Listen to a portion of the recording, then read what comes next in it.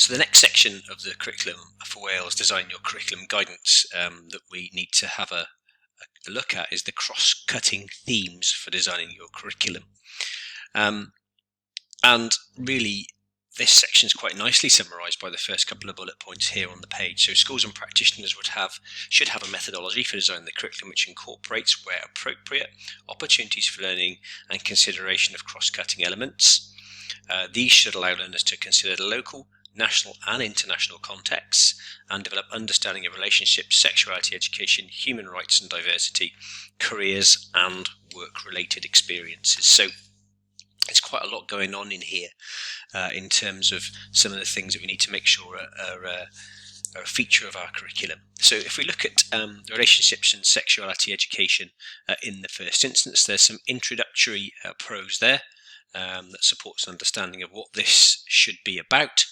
And then really the RSE areas are focused around 6 key themes. So the first key theme being rights and equity. And obviously there's some supporting information describing what learners should develop an understanding of there. So in terms of rights related to sex, gender and sexuality and relationships, contribute to freedom, equity, dignity, well-being and the safety of all people. We have a section around relationships, understanding how different types of safe, consensual, healthy and fulfilling relationships can be informed and maintained. Sex, gender and sexuality. So here an understanding of sex, gender and sexuality, as stated by the title. This would include considerations of how biology, society and culture shape our sense of self and relationships with others. Central to that is this understanding of diversity of gender and sexual identity. So that will include LGBTQ+ diversity, and also social and cultural understandings of sex, gender and sexuality and how they've changed over time and continue to evolve. Bodies and body image will also be a consideration. Sexual health and well-being, violence, safety and support.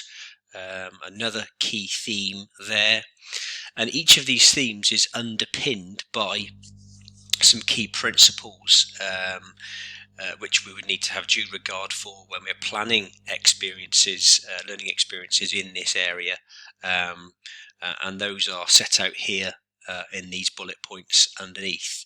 So quite a bit of information there to support our thinking about relationships and sexuality education in the curriculum framework. We then move on to the human rights education and the UN Convention on the Rights of the Child. And again, some introductory prose, and then a summary of what human rights education should encompass, which is learning about human rights, understanding human rights and the sources of those rights, including the UNCRC, learning through human rights, so this idea of developing values, attitudes and beliefs that reflect human rights values, and then learning for human rights, so the motivation of social action and empowerment of active citizenship to advance respect for the rights of all. So those are the kind of the key underpinning ideas around how we should try to embed the UNCRC within our curriculum. Some further detail there as well. We've then got a section around diversity. Again, there is some introductory prose there that sets out some of the key considerations in terms of that area, and then again some key sort of 5 bullets here that set out how we should try to incorporate opportunities to develop thinking around diversity in the curriculum. So this idea that in designing the curriculum we should incorporate opportunities for learners to develop empathy and compassion, celebrate diverse backgrounds, values and characteristics, develop their own values and sense of identity, develop understanding of people with different beliefs and perspectives, and challenge stereotypes. So those things are some of the key things that we need to incorporate into our design thinking in the curriculum in this area.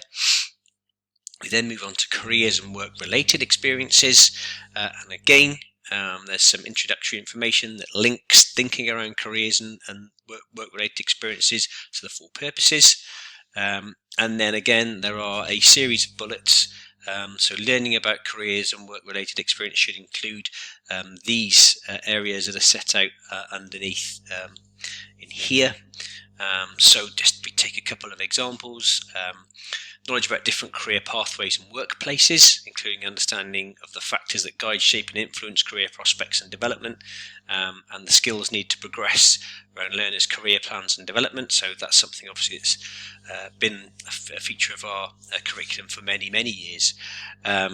Employment and enterprise knowledge, which can be applied when applying for or sustaining employment or self-employment. Knowledge and appreciation of local, national and international labour markets and trends and so on. So that idea about developing a more sort of holistic view around careers and the world of work in school. And then in terms of some of the experiences, because clearly this is a curriculum that values areas both of learning and experience, we should ensure that careers and work-related experience are explored right the way from progression step 1, so right from some of the early years of education, right through the framework, that they emphasise opportunities for all, challenge stereotypes and address underrepresentation in different careers, are embedded authentically, include a range of traditional and emerging work opportunities, including startup businesses and entrepreneurship.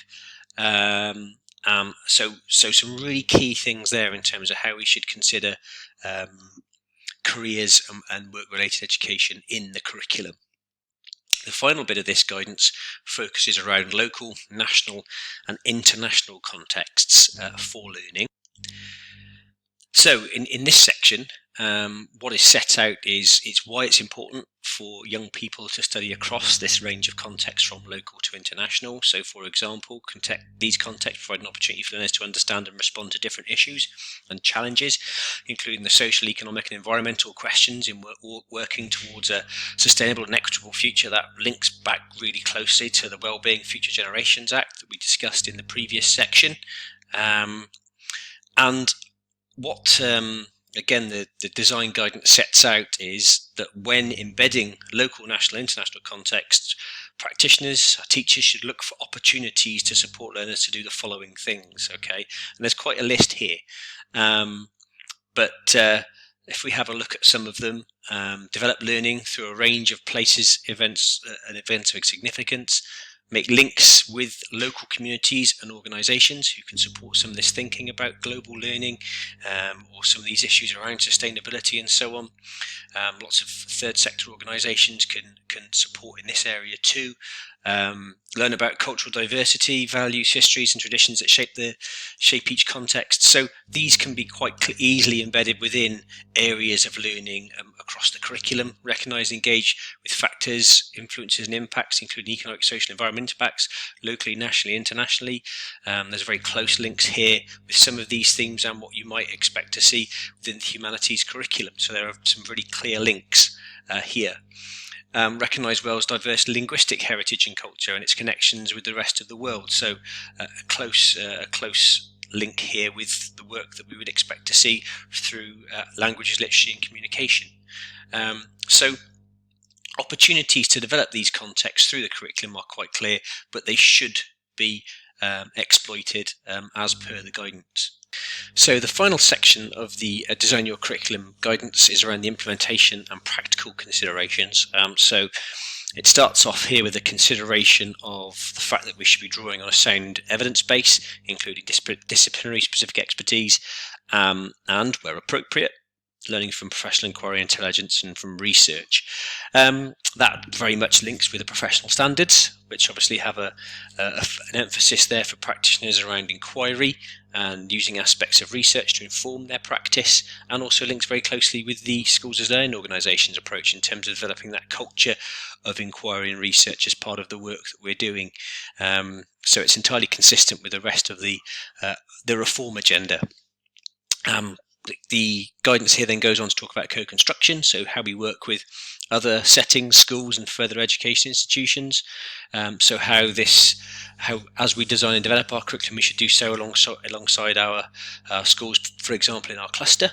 So perhaps having some thinking around common approaches to common design, or perhaps common approaches to pedagogy, thinking about how we can work across, for example, groups of secondary schools around thinking around some of the areas of learning and experience, and perhaps different approaches to design that different groups of schools have taken.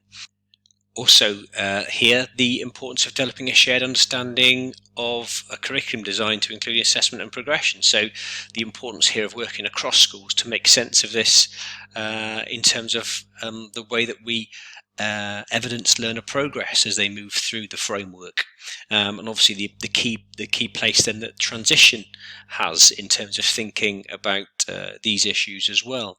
Learner involvement, it's quite key here. I think an important point: participation is a key principle of the UNCRC, and enabling participation will create an engaging curriculum that responds to learners' interests, needs and priorities. So it's important to get the right balance here, isn't it, between the views of learners in terms of what they'd like to learn, but also the views of professionals in terms of what it's important to learn through the curriculum framework, but to achieve a balance in how we do that. And there's a list of some considerations in involving learners in the process of curriculum development here. Also working with carers, parents and other stakeholders around what perhaps their views are in terms of some of the things that pupils could experience through the curriculum framework. How do we sort of gauge those views, and how do we filter those views to support the thinking around the development of our curriculum? Another important thing for us to do is to make sure that we keep our curriculum under review through our normal monitoring, evaluation and review cycles, but also through, for example, here as the example given, the outputs of professional inquiry and the changing needs and contexts of our learners. In terms of the pedagogy, what we've got here in this curriculum is 12 pedagogical principles that were set out in Successful Futures that have found their way then into the curriculum documentation, and it's important that our practitioners have a really good critical understanding of the pedagogical principles in order to inform their practice in the realization of this curriculum. So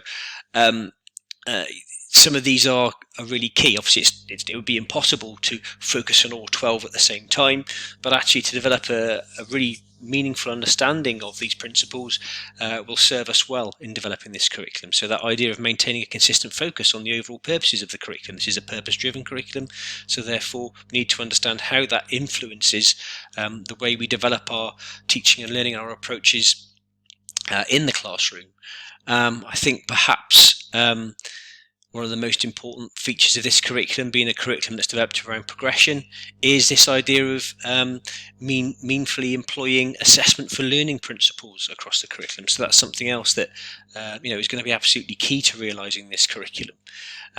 So understanding the 12 pedagogical principles is important, but also the fact that pedagogy should help learners to develop in these areas. So strong metacognitive skills. We know that developing metacognitive skills results in great enhancements in learning in terms of pupil progress across the curriculum.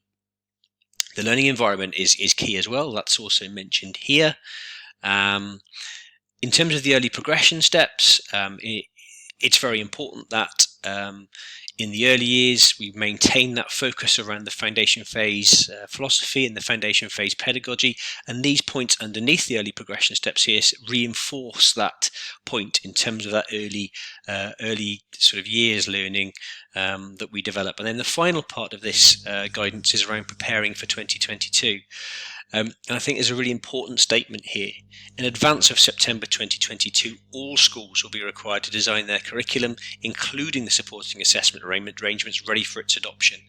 To prepare for this, they should develop the vision and methodology detailed in this Designing Your Curriculum guidance. So whilst this has been a whistle-stop tour through the guidance, it's really important that practitioners, your teachers in school, have the opportunity to critically engage with this, understand it and use it to shape that curriculum design, so that by September 2022 we're in a position to move forward with this.